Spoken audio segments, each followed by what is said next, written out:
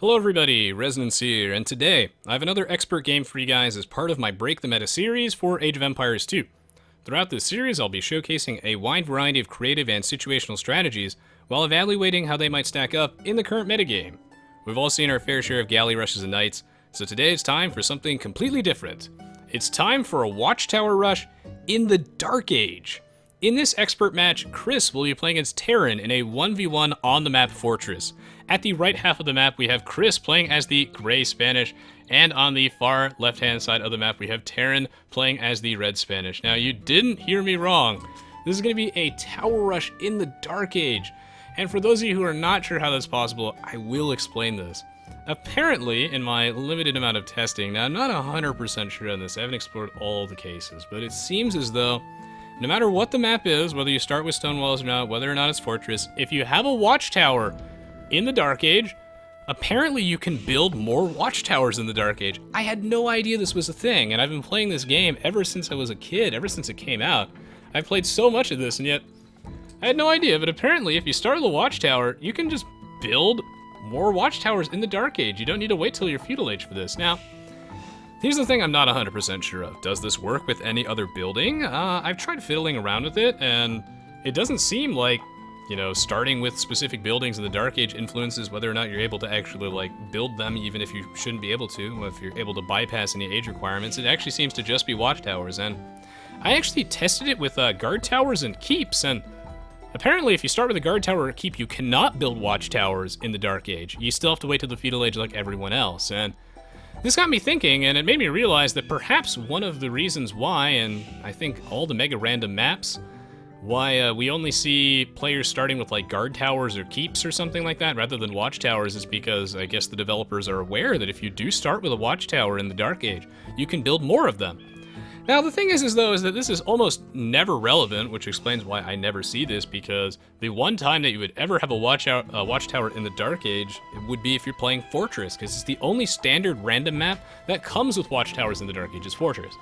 And on Fortress, you actually have stone walls surrounding your base at the start of the game, right? So going for like a Dark Age tower rush might seem a little bit silly. Still, though, there actually are some like real applications for this. I mean, like, notice how far forward Chris's lumber camp is. Like, this is easy pickings for a watchtower. You can just put the watchtower right here, and then suddenly this wood line's useless. All these villagers have to go move off. And also, I think another reason why we don't generally see this is because players have no idea that you can do this. I can't believe you can do this. When I first saw this replay, I was absolutely blown away. And again, thank you so much, Cision, for supplying me with all the AOC box archives. Yeah, I have all the replays from that website. It's amazing. Look at Terran, he's ready to move out. It's 3 minutes in, man. You can't do this. That's illegal. This is some extreme Age of Empires 2 shenanigans here. But that's why I love Break the Meta. My goal with this series has been to showcase strategies, civilizations, and units that are uncommon in expert level play. I know that I've showcased some things that you may have seen in, pub games throughout the ladder, but the expert metagame is generally speaking a little bit more stagnant and more linear. We don't generally see as much variation. Something like going for like a Turk's Fast Imperial certainly works a lot better on the lower ladder, but in the 2K rated section of the game, you don't generally see this, and I actually think this is Chris's first time getting tower rushed in the Dark Age, and really, I wonder how many people know about this. It's actually ridiculous, and well, what's really awkward, by the way, is that Chris is going to be moving out here to go try and snag these boars, because in Fortress they spawn so far away from you, outside your walls, and these two ships going to pass each other in the night. Chris is going to be like, wait, what the hell? Getting forwarded 5 minutes in.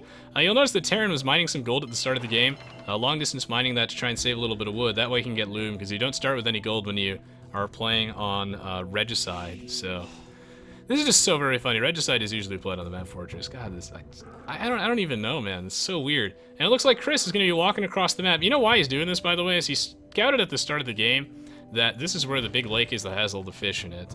So he knows that he needs to build a dock and take advantage of that fish, otherwise he's going to fall behind economically. And Chris is going to send 3 villagers over here because he knows that he's not going to have loom, so he's going to need these extra villagers as a protection against wolves. for one, and just more of a guarantee that he'll actually be able to build that dock. And Terran's just going to be dropping watchtowers here. I can't believe you can do this on Fortress, but you actually can. It blows my mind, and he's going to be, of course, laming some of these resources with palisade walls. The palisade walls at the base of this watchtower, the point of this is to make sure that Chris can't just pull some villagers off the line, surround this watchtower, and just take advantage of its minimum range, because they can't shoot at units at the base of them.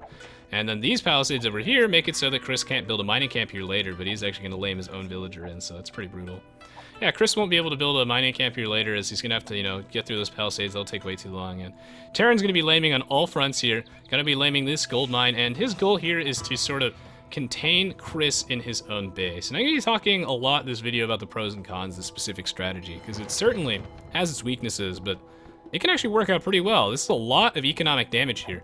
Also, both players will be scouting with their king in the early game, taking advantage of its incredibly good line of sight, as well as its fast movement speed. But, you know, this being Regicide, you start with extra villagers, a castle, different distribution of resources. If you lose that king, you lose the game, so gotta be careful, and it looks like Chris will be pulling that back. There's another tower going down over here.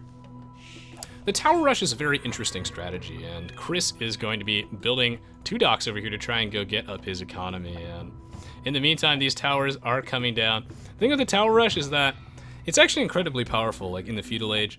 And especially, it's even more powerful in the Dark Age because, oh my god, like you don't have any military units. You can only build like militia to deal with this. It's incredibly hard. This can come out so fast, and you can't really punish your opponent very easily for doing this. When you go for a tower rush, one of the common weaknesses with this strategy is that, you know, you had to pull like 4 villagers, you know, to your opponent's base, and you had to be mining stone. So it's definitely a big blow to your own home economy, and that also means that you probably won't have as much defense at your home base. So, you know, it usually leaves you a sitting duck for any sort of counter aggression. So it's one great way to go deal with a tower rush. If your opponent is dropping some towers on you, he'll be trying to zone you off your exterior resources, poke you off your lumber camps. And the thing is that that's going to leave him, you know, defenseless at home. So you could just easily go to his own base while you try and stall his towers by perhaps, you know, building some palisade walls to restrict the mobility of his villagers, make it so he can't get around and build towers where he wants to. You go and just kill him, but you can't do that on Fortress. You absolutely can't do that because these players start with their own watchtowers in their base. You start with gates, you start with walls, you have a castle, you're safe at home. That is a-okay. So you have to be careful where you build these watchtowers on Fortress, though, because, of course, you don't want to build them in range of your opponent's tower, because then you can just put a couple villagers in there and then start, you know, firing at your own tower and then take it down. And building defensive watchtowers is one of the best ways to deal with this, actually. So usually we see players building, like, defensive watchtowers, putting, like, 5 villagers in it, and then just having, like, a little watchtower fight going on there. It's so very hard to defend against. This is even extra effective because when you play Regicide, you start with 0 gold, right? So Chris won't have loom. Sorry about that. Oh, my voice. Oh, gunk. Allergies, man. Oh, the first villager actually does end up getting sniped here, as they take so much damage from this watchtower. They die in 5 hits.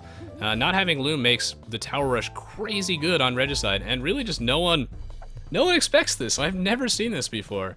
And maybe this has happened before a few times, but I've just missed out on that. Terran, the Labian god here, trying to, you know, live up to his idols of Feudal Age and Spring. And he's going to be just surrounding everything in palisade walls.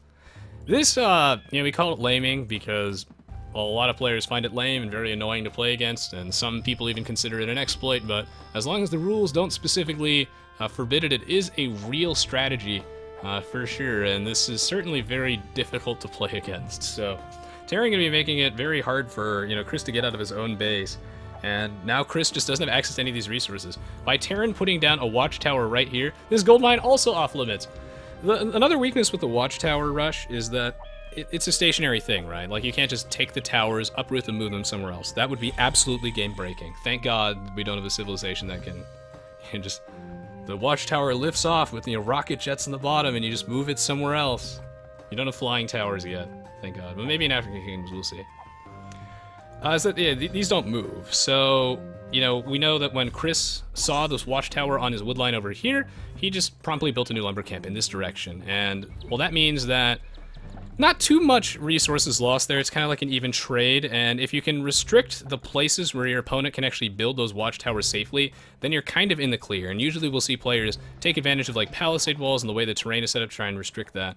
But Chris, this game, Hasn't really been doing that because he knows he has stone walls around his own base, and really he's just trying to survive. Thankfully, this wood line at the back over here, he still has one. He will be able to hold the line, and well, both players are going to be prepping for a Castle Age, and one thing I'm really curious to see as well is, well, both players are docked here. Are they going to make a galley to try and deal with this? I'll keep my eyes peeled.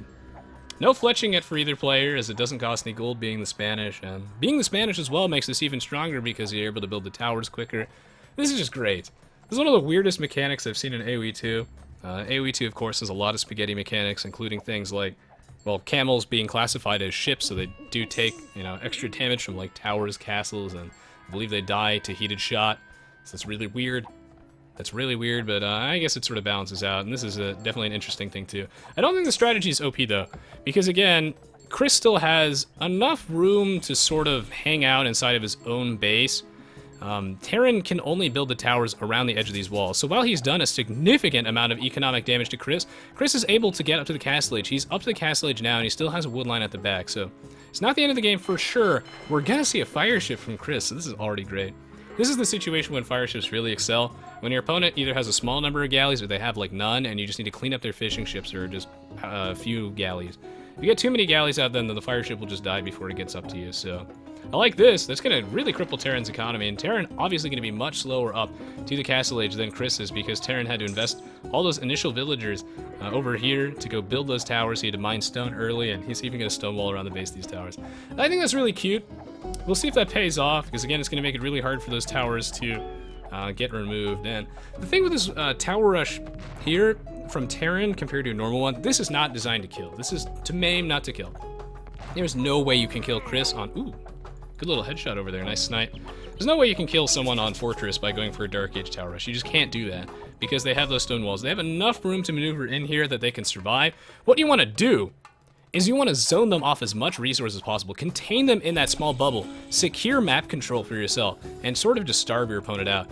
Look at all these resources Chris will, it'll take him forever to clear out these stone walls, clear out these palisades. He won't be able to mine this gold.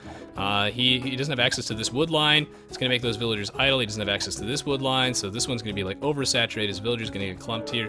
Chris has no room to maneuver, and oh, this one, you know, measly galley here from Terran isn't quite going to cut it. Will Terran respond with a demo ship? We'll have to see. Chris, though, is going to be trying to see some map control back, because this is how you win.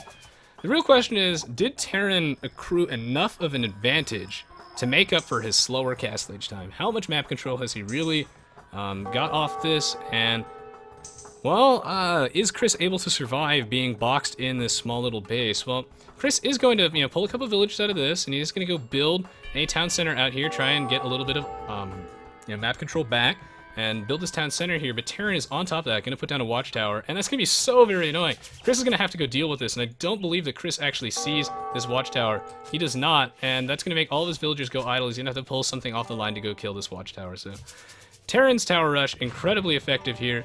The real question is, can Chris pull it back? And the big victory on his front is going to be the water. I love that Chris is making a fire ship here. This is exactly what fire ships are for. They're a niche unit, and I try to stay away from like focusing on like purely troll strategies and just showcase things that are a little bit more situational, uncommon, you know, and very, very interesting. And the fire ship isn't completely useless. That's what Break the Meta is all about, is showcasing that there are more than just 5 civilizations in competitive AoE. Sometimes the Turks are good, sometimes the Goths are good, sometimes the Koreans can be picked. And sometimes fire ships are absolutely the ideal choice here, and this is one of those examples. It's gonna be so very annoying for Chris. So much idle time. These watchtowers getting some sick value. That is a lot of stone down the drain though. And it didn't, I mean, you don't have any kill pressure with this tower rush compared to if you were just tower rushing on any map other than Fortress. I guess he did deny these boards as well. We'll have to see. I'm not sure if this is enough, but it might be. Terran gonna be responding with his own conquistors. This is just standard Age of Empires 2 101. Conquistador spam when you're playing as the Spanish. Conquistador has incredible combat stats. It is absolutely disgusting in the Castle Age, and you want to be thinking about mobility in the Castle Age, definitely. Now that's what makes the Plumed Archer such a good choice, Conquistador such a good choice. Teutonic Knights in the Castle Age, generally a bad choice unless you drop the castle on your opponent.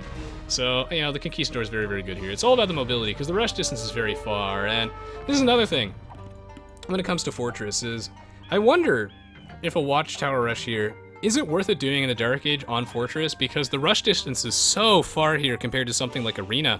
where the players are so much closer. I mean, that's what actually makes the Monk Rush on Arena so very powerful. There are a lot of reasons why it's good, but one of the main reasons why it's good is because the players are close enough that the fact that the monks are so slow and the mangonels are so slow is generally speaking irrelevant. And suiciding these villagers to repair this gate, I'm actually not sure if that's the way to go here. He will be able to sort of zone Chris off, but he's going to lose 2 villagers for this, and repairing a wall and repairing a gate is really, really slow. It's incredibly slow. You're almost just better off building a new layer of walls behind that, and I wonder if, like, Terran should just be making like a wall off over here. Yeah, we'll see. I mean, it's going to be really hard for him to go defend against this breach from Chris, though, because these conquistadors are indeed ranged, so it'll be very difficult to build new walls on the back of this. And Chris actually just a Bloodlines. Bloodlines is huge here, an extra 20 HP, but he's going to wander into this castle. Is that going to weaken his forces enough? We'll have to see. In the meantime, though, Chris is going to be expanding outward, and I like that he's going all over the map. This is one of the weaknesses of the Tower Rush, is you can just pick Bikini Bottom up, take your base, and move it somewhere else. Chris all over the map, and he knows that, you know, Terran can't pick up these watchtowers and move it to this town center over here. He's just going to hang out everywhere where Terran isn't, and just really exploiting the lack of mobility of those watchtowers. Thank God they don't have wheels. Still, though, Chris does have to watch out for the fact that Terran has lamed every single piece of resources on this map. Like, almost all these minerals are lamed. But now Terran is the one kind of contained in his own base, and I suppose that this Scorched Earth style of play will potentially screw Terran over later if Terran wants to mine those resources later on. It'll be very difficult for him to do that. He'll have wasted a lot of resources if Chris never does mine this, and he does have to go delete all those palisade walls. That'll kind of suck. Terran boxed in his own base now, the shoe on the other foot. He's up to 3 TCs. I do believe that Chris is also on 3 TCs, but this is a 4th one. Both players here are going to be trying to get to their goal of a minimum of 100 villagers as fast as humanly possible. Of course, guys, by the way, if you want to help out with Break the Meta, I'll have a link in the video description to one of my lengthy channel updates. You can skip to about 10 minutes in or just watch the whole thing if you care. If you wanted to submit me your Break the Meta replays, I would love to go see them. There's all sorts of detailed instructions on that video. Link to that in the video description below. I also do live stream regularly on Twitch, and you can find my live stream schedule on my Twitch TV page by going there and just scrolling underneath the video player. That's how you know when I'm streaming next, and I update that every day. Love to have you as part of our awesome community. And now back onto the game itself. All these 10 centers, I mean, Chris is like moving in right next to Terran. That's super cute. That's super cute, and he will actually be able to mine from this gold at some point. Chris just does have definitive map control, and while Terran did, you know, really restrict Chris's ability to go mine resources, perhaps Chris does have enough in his own base to sustain him in the meantime. Maybe he doesn't need those exterior golds and stone. Maybe he can just kill Terran. Because Terran he made a lot of sacrifices. He slowed down his Castle Age timing doing this. It took quite a while for that tower rush to begin. You know, Terran had to send those villagers, like, he prepped for this around like 3.5 minutes in, and he didn't get there till about 5 minutes in. It's a long, long walk.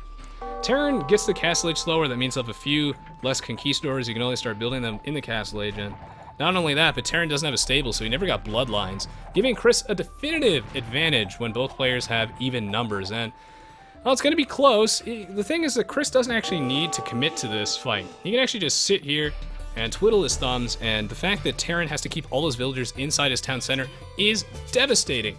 They're not gathering anything, they might as well be dead. Now, before anyone asks, I've mentioned this before, but I don't have the Voobly Spectator overlay in a lot of my Break the Meta episodes because a lot of these replays are older and not compatible with the Spectator overlay. They only work with user patch 1.4. And a lot of these replays are from the 2010 era, so that's before we had that Spectator overlay. But I do use them in my miscellaneous expert commentaries. So let's see, both players here booming up. Chris up to 93 population, Terran at 80. He's just gonna be behind. Chris will also be able to get the first town centers out as well, due to getting to the Castle Age first. And Chris actually just a couple inches too far forward is gonna take some free damage, but with that +2 defense, these conquistadors are very tanky. They have great armor, and Chris is going to start putting the pressure on with the forward siege workshop. This is going to be a great choice on his part because a town center only has 6 range and a mangonel has 7, meaning that a mangonel just barely outranges the town center. Conquistadors have 6, so they actually can't pressure that town center from a safe distance, and you don't want to be trading shots. You want to make sure that your army is very, very safe.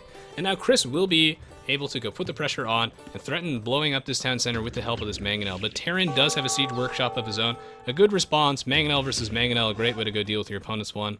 And look at this town center positioning from Chris. He's like, okay, where can I put down a town center that Terran doesn't have walls and he doesn't have watchtowers, as far away from my own base as possible? This is just, oh god, you don't want to deal with any of this. Clearing out these towers would require a battering ram. It would take forever to clear this entire mess out. So Chris is like, screw it, man. I'm moving right in front of your own base. And this is pretty risky. If Terry can hold the line here, if he can even out this army and upgrade disadvantage, then he could very easily win this game, as Chris's economy is like just right here, right at his doorstep, ripe for the picking. If he could just win one engagement, but I think Terran should probably be putting his priority on getting that bloodlines upgrade. Obviously, easier said than done. I mean, it's not like you can just simply just put down, you know, stable and just get bloodlines. It does actually cost a reasonable amount of resources, but I think it's worth it. I think it's a worthwhile gambit here, as he needs to be able to make sure that even if he has even numbers, that he'll be able to take Chris down. And Terran is trying to, you know, sort of shrink this choke point a bit. Chris, of course, focus firing down that gate to create a larger hole in the wall. And we're at this sort of stalemate, but I do think that this favors Chris because, believe it or not, after this tower rush, Terran is the one contained in his own base. Now Terran is getting starved. Chris has enough minerals inside his own base that he's able to survive off this. He doesn't need these exterior resources yet. And since Terran, you know, made some cuts in his army, he got to the castle age slower, he doesn't have bloodlines, Chris is the one putting the pressure on. Terran can't leave his own base. And the thing is that Terran only on, like, okay, he says 4 TCs, but look how close proximity they are. He's going to run out of space to build eventually. And Chris, I think Chris is up to 5. He's like, wow, he has so many town centers. Yeah, he's up to 5 town centers now. Right, that's 5, yeah. That's 5. Well, one of the reasons he's doing this is you usually don't see pro players go over about 4 town centers, because you're trying to get to about like 100 to 120 villagers, around half the max pop of the game. The thing is like with 5, you're just not really getting there like that much quicker. You won't be able to sustain production from all 5 town centers. It's usually a waste unless you're protecting those resources. And one of the reasons why Chris put down a 5th one is because this town center here, doing Bupkis, kind of useless, so he needed to replace it. And also, he'll want more forward villagers here, as Chris is going to win this game by killing Terran before, well, both players starve, as no one is able to get these resources safely, and Terran going to put down another town center. Again, he has his 4 town centers, but he's building this one not for the extra villager production per se, but to protect this gold mine. And we're actually still seeing some navy skirmishes here, but Chris has been neglecting his naval production. Terran coming back with a vengeance. This is still probably fine that Chris loses these fishing ships because, well, yeah, he's going to lose some food income, he's going to lose some wood, but you know, building 4 fire ships is a blow to your economy, and everything matters in these neck-and-neck pro games. Everything matters. One thing I want to know from you guys is what you guys think about the concept of me doing Break the Meta episodes off viewer-submitted replays that feature like their own gameplay. So if you would submit like a replay of yourself playing. I want to keep Break the Meta to good quality gameplay, so you know, I don't want to see, you know, your 200 rated, you know, game where you accidentally delete your town center at the start, and you know, both players are at 10 population, 80 minutes in. I was thinking like, it doesn't matter what rating you are as long as it wasn't too stompy. Like both sides played well and there weren't a ridiculous amount of mistakes. Let me know if that's the kind of thing that you're interested in watching. I'm not looking for like super cheese things. Something like this where, you know, it's a little bit interesting, but it does work. There are viable pros and cons to it. Let me know if you're interested in watching any sort of like viewer submitted games. It's something I think about. I just want to keep, I've been sticking to expert games because 1, Break the Meta focuses on the expert metagame because things are certainly a lot more diverse lower on the ladder. And 2, because I wanted to showcase good gameplay. I don't want to showcase videos of just, you know, both players sort of having this like wet noodle fight. You know, they're both blindfolded playing with no keyboard and just rubbing their, you know, maybe they're just like trying to rub their face all over the keyboard or something, or playing with the monitor off. I don't think it matters what, I guess, elo they are as long as the gameplay is good. So let me know. Your feedback is always appreciated, and yeah. I'd like to know exactly what you guys enjoy about Break the Meta. And, oh my god, is that a 6 town center from Terran? Good lord, man. Just so many town centers all over the entire map, but oh, this is one of the messiest games of Regicide Fortress I've ever seen. I wonder if this Watchtower rush was really worth it. I believe that this can work on Fortress, and it's something that I would like to experiment with in the future. Let me know if you have any experiences with this, or you've seen other games featuring this type of strategy. I think it can work, but perhaps the rush distance is so far, perhaps it just being Fortress. It is so close to being really good in this situation, but Terran is just a bit behind here. And, well, I attribute a lot of that to a lack of bloodlines, I suppose, but we're getting into that sort of transition phase. Terran throwing in some monks. Monks are pretty good against conquistadors. Provided you have something to protect the monks, you'll be able to get some conversions, 2 for 1 his opponent, but what is this? Oh my, Chris, what do you have cooking? That's a lot of stables. That's 7 stables. So Chris is going to try and overwhelm this army with a bunch of knights. And the monks are also a good preventative measure versus knights. Monks great against very expensive units. And, well, Chris up to the Imperial Age. He is probably going to be grabbing that Cavalier upgrade as soon as he can. Maybe he's grabbing it at home. Nope, he's grabbing it from this stable. It's up to 63% here. Terran not quite up to Imp himself. In fact, he's nowhere near it. This might be the sticking point. And I think a good chunk of it is that Terran's been pressured so far that he's had difficulties adjusting his economy, and by like spamming conquistadors like so, it's really, really taxing on the food and gold, the resources that you need to advance the Imperial Age. It's really slowing Terran's imp down, and his economy just a little imbalanced. It's also, he's just running out of room for farms in his own base. He's been boxed in for so long. His food income is so very little. He might need to use the market and actually go buy some food, but it might be too little too late. This could be the killing blow. Terran might be ahead in score, but it's not going to be good enough. He gets 1 conversion on the Cavalier, but he's going to have to back up into this choke point, try and fight him under this town center, gain any little advantage he can. A good mangonel shot here would be his saving grace. It's going to be so hard to go hold this line. He might need to back up into his castle, but I think Chris found an opportunity, getting to imp first. We've seen this time and time again, and all the expert games have showcased. It's all about your timings. Having that advantage in technologies, being able to get to the Imperial Age before your opponent gives you such a huge edge. You lose a lot of resources in the short term, to the point where we saw Terran pull ahead on top of Chris. Terran actually had the advantage. He was ahead in military for a little bit because of, Chris spending 1,000 food and 800 gold in his Imperial Age upgrade. But the thing is that Terran didn't recognize that. He wasn't able to, push out and get enough of an advantage. He's just barely ahead. He didn't get enough of an advantage that he could actually punish Chris for spending all those resources, and now Chris is the one who's able to attack with his huge tech lead. His resources, his units are just going to be so much more efficient in this case, and this might be the killing blow for Terran. This game was so incredibly close. Terran trying his best, just spam farms as fast as he can. He's just spreading out. This is like the 7th town center from him. Man, I'll tell you, like, it's a good sign. It takes a really good player to be able to adapt to these weird situations like this and not just panic. You can't just rigidly follow a build order if you want to be the best in Age of Empires 2, because sometimes weird situations like this pop up and you have to adapt. That's what Break the Meta is all about. Showcasing something that is a little bit different but can work. Focusing on that ability to adapt. Chris didn't panic. He's not building by his own base at all. He's building right up here at the front, because this is where he knows there are no watchtowers, there are no stone walls, and oh my god, Terran is actually able to close off his own base and sort of hold the line. I mean, he's taking a lot of damage to his economy, and he's trying his best to get to imp. He knows he has to. He's trying his best to stockpile these resources. Terran making a brilliant counterattack here, just trying to do some raiding on Chris's economy with some light cavalry for some idle time. And now Chris has to go spam light cavalry too. Gold's a finite resource for both players, as all these gold mines surrounded by watchtowers. It's going to be so annoying to deal with. Chris doesn't have supremacy, so he has to watch out for these towers, and he is going to try and build a battering ram to clear these out. But 40 minutes in, those towers still stand, and, well, this might not be the end of it. This might not be the end of it, but this lack of bloodlines is making these trades very, very difficult. But Terran, with some good control, fighting underneath this castle, fighting underneath the town center, will be able to hold this line, and he does actually close this off. Thank God, there was a hole in the wall. There's always a hole. Oh man, Chris, just both players here, merging into one giant amoeba, sharing each other's bases, and Chris running out of gold, but so is Terran.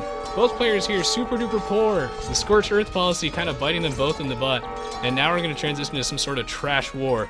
But it looks like Terran finally mustered the resources to get to imp, and this is great.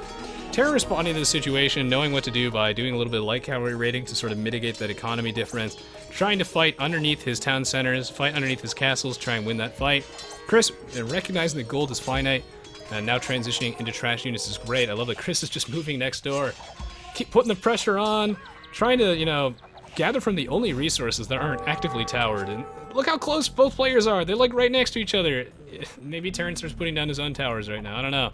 But a trebuchet might actually put a wrench in those plans, so we'll have to go see. Supremacy might actually be pretty good here, as, making villagers doesn't actually cost you any gold. You do have to spend a little bit of gold initially on Supremacy, and it will make these villagers a lot harder to kill in these raids, because this game will transition down into some heavy raiding. And, I didn't actually get to see this, but I wonder if Chris actually got the Elite Conquistador upgrade. I don't think he did, and I think that will allow him to save a reasonable amount of resources. See, notice how he actually got Cavalier, but he didn't tech into Paladins, because he knows that he'll be spending so much gold there that Paladin is actually not worth it in this situation. That's why you can't, you know, sort of math your way through everything and be like, Paladin makes my Cavalier so much more efficient, I need to get it.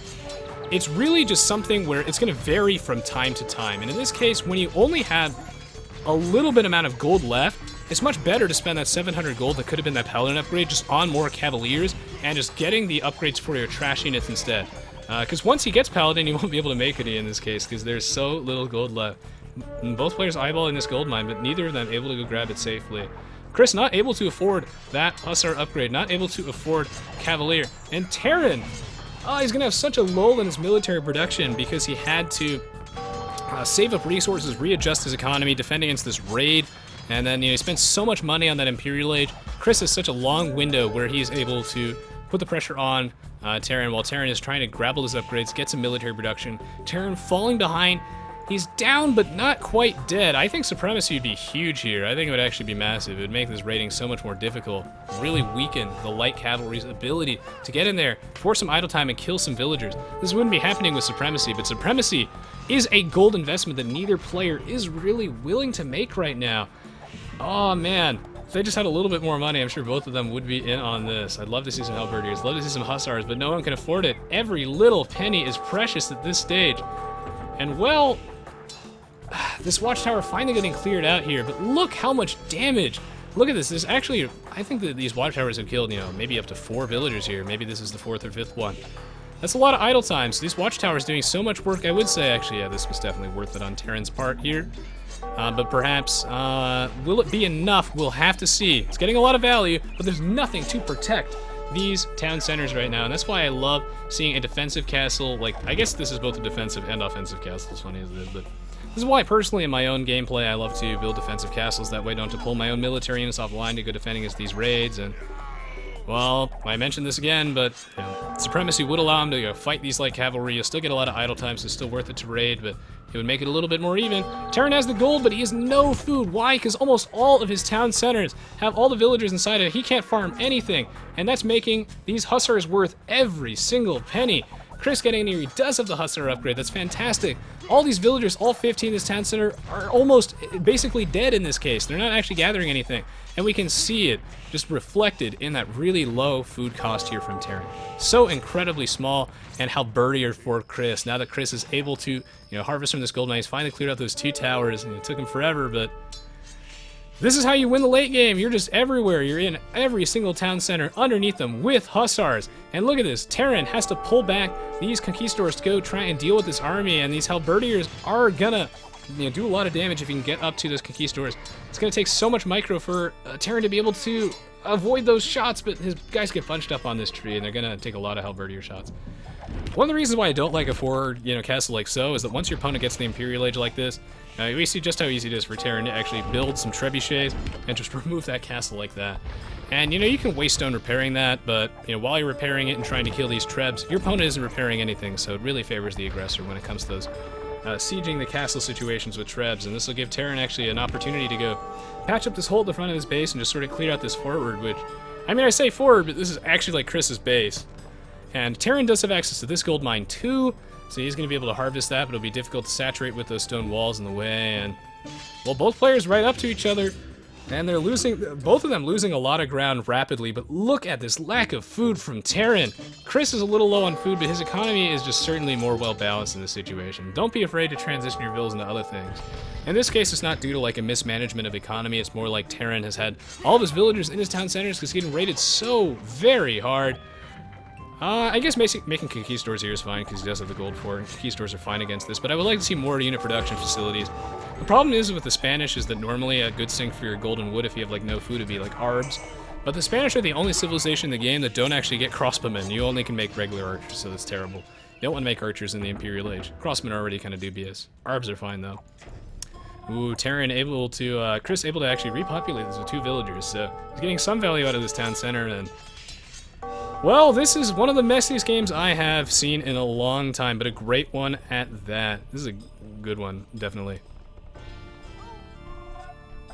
Throughout Break the Meta, I'll probably be revisiting some strategies, you know, just to mix it up a little bit. Sometimes the player who goes for the, you know, interesting strategy, picks the interesting civ and whatnot, they might win, they might lose. I like to mix it up a little bit, keep the series going. If you have any ideas for things you think I should showcase in this series, or just any other types of Age of Empires 2 videos that you'd like to see from me, let me know. Videos of other games, I'm always open to people's suggestions. And well, this game is sort of dragging to a close, Terran dying real slow, and the only way he could possibly come back in this game is by finding a way to protect these villagers, finding a way to protect this town center, being able to gather. Most of his economy is out in the middle of nowhere, and he's actually running out of wood now too, as there's just not enough wood near his own base. I mean, I guess he does have these forests now that are kind of safe now that this castle's been cleared out.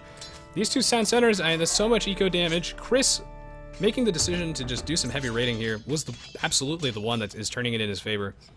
I almost said game-winning decision, but we don't know who's going to win quite yet, as this game is still pretty close. Terran dying slowly. Does he have anything that he can do? Is there some sort of counterplay for him? I mean, definitely one of the things that he could have done, and he did do, was certainly, you know, tread down these castles. I think that made a huge difference here, and he's got gold. He just needs to rebalance his economy, maybe get out some more unit production facilities. I do see Long Swordsman. My. Now, Long Swordsmen are actually incredibly good. Now, if you get up to the champion level, they're very, very good in these specific situations. Like, you'll never see champions, but when you do, there are times when they are good, right? Like, there are very few, like, useless units, useless strategies. Sometimes a map will pop up, sometimes your opponent will be going for something, and, like, Teutonic Knights can be crazy.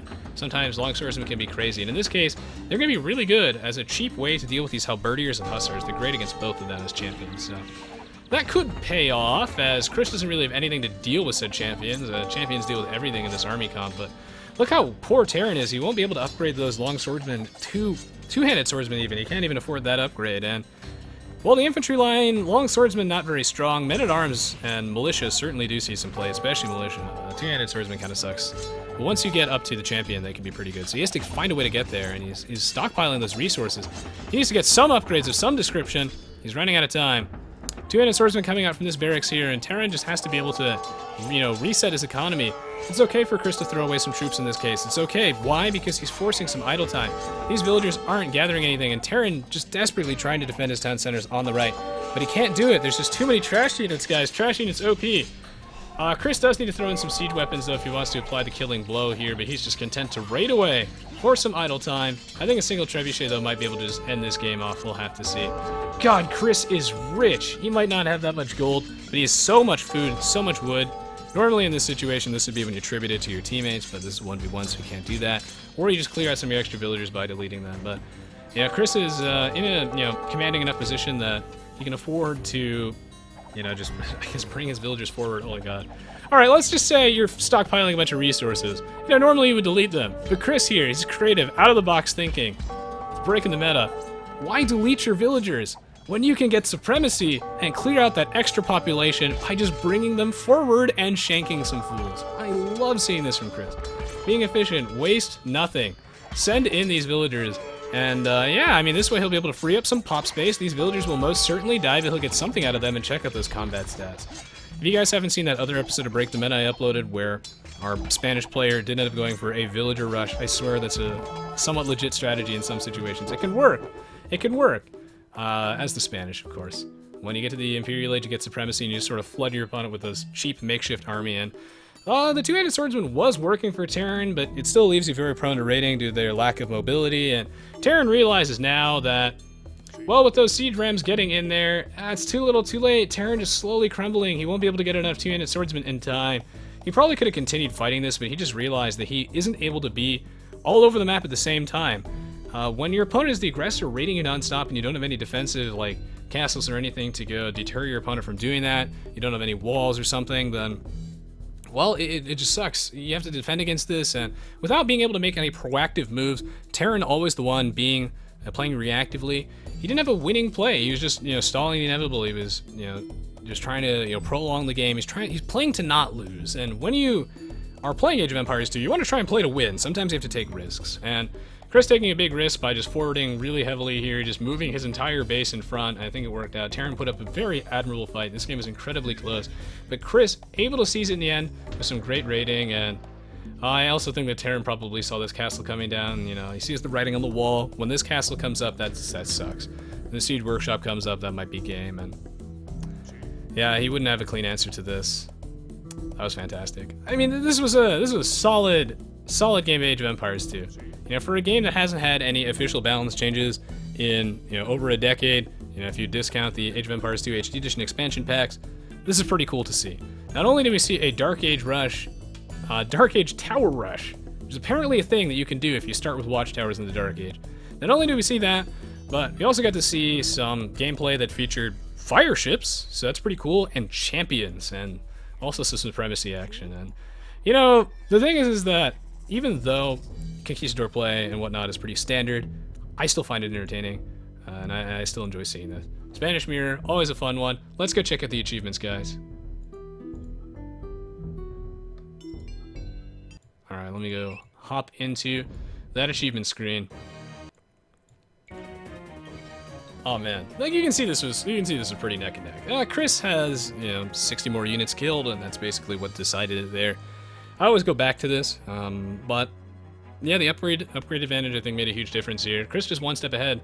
Terran put himself certainly quite behind by going for such an aggressive forward tower rush, but it did a lot of damage to Chris. I guess not enough, but it was close. It was really, really close, and I believe that there will be a time when something like this will actually be enough. That it offsets sort of how much you actually set yourself behind. You see like a 2 to 3 minute difference in the Feudal Age timings, and that does matter. You know, it translates to about a 2-minute difference in the Castle Age, and the 9-minute difference in Imp. But still, despite that, I mean, even though, you know, Terran is so far behind, I mean, sorry, Chris is so, yeah, Terran is so far behind. Yeah, Terran is so far behind in his techs, he's still able to drag this game out so long and keep it so very close and threaten to come back at many, many points, even at a higher score at one point, due to some great control. And it's difficult to quantify how much damage this Watchtower Rush did, but it did a ton. It really messed with Chris's game plan, and yeah, this is a good one. And the secret to success, as always, guys, is a huge economy. I talk about this a lot, but one of the best things you can do to improve your gameplay is to keep your town center always working. Make sure you have at least 100 villagers every game. Don't be afraid to adjust your economy. As we can see here, not having enough food, devastating for Terran. Raiding, one of the great ways to, you know, close out a game, equalize as well. So, Hussar's OP, guys. Hussar's OP. So yeah, GG, well played. I really hope that you guys enjoyed watching this video as much as I did. This is a great one. One of the best ways that you can help me out is to just take a brief moment to go leave me a thumbs up on this video and really just whatever I upload. It's a great way to support the channel. It only takes a second, but it makes a colossal difference with, you know, spreading the love and just helping me appear in those search results. Now, of course, feel free to leave a comment below letting me know what you think of this specific match, if you enjoyed it, what you enjoy about everything that I do on my YouTube and Twitch page. I love reading them. I read all the comments even though I don't get a chance to respond to each of them individually. And of course, if you did enjoy watching this match, I have plenty of other Age of Empires 2 videos on my YouTube channel, as well as videos of other games, so you might like those as well. I'll have a link to everything you need in the video description below, and one last thing before I end off this video is, don't forget to head on over to my Twitch page too if you would like to join in on the live stream. Schedule is on the Twitch page. Just scroll underneath the video player. I update that every day. As always, guys, thank you so much for your continued support. I look forward to bringing more Break the Meta content, more Age of Empires 2 and other games, and I'll see you all next time. It's good to be back.